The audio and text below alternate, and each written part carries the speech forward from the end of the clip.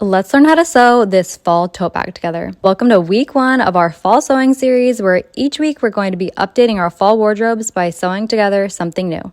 For the exterior, we will want 2 side panels with 2 identically sized batting panels, and 1 bottom panel with 1 identically sized batting panel.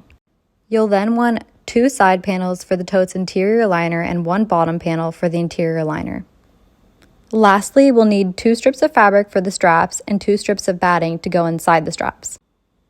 I decided to make the exterior of the tote bag patchwork, so I started by cutting out 6 by 6 inch squares of each fabric and putting them in rows of 3 horizontally.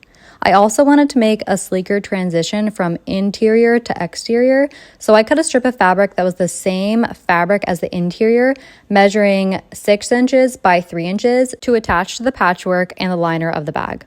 With right sides together, I attached all my patchwork pieces and the top fabric strip together while ironing the seams down as I went. When creating the bottom exterior panel, I made the same panels that I did as the sides of the exterior, just without that transition piece on top, and then I cut it to match the bottom panel batting, which ended up being 11 inches by 7.5 inches.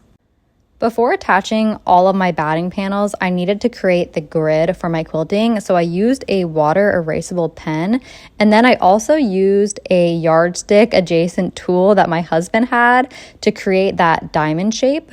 A yardstick is a great tool to create the diamond pattern, but any yardstick adjacent tool also works as well. Once my quilting grid was complete, I pinned the fabric panels to the batting and sewed them together on the grid that I made. I also decided to stitch in the ditch between the patchwork and the transition fabric strip. Once all my exterior walls were quilted, it was time to sew them all together. So I started by sewing the 2 walls right sides together, followed by the bottom panel, which I pinned inside out. After the exterior was complete, I started on the straps by folding both strips in half and sewing them together to make a tube for the batting to go through. After ironing their seams down, I turned the tubes right side out and inserted the batting carefully using a paper clip.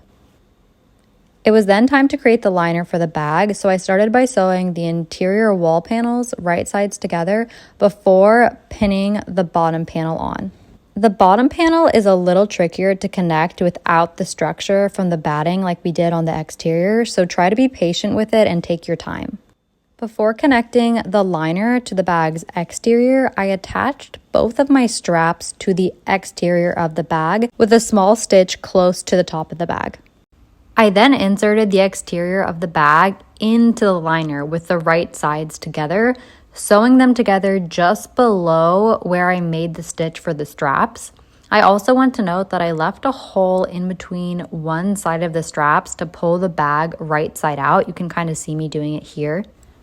After pulling the bag through, I just pushed in the liner and then I hand stitched that hole closed that we left between the 2 straps. And you have made a beautiful fall tote bag, and I hope to see you guys back next week for our next video in the fall series.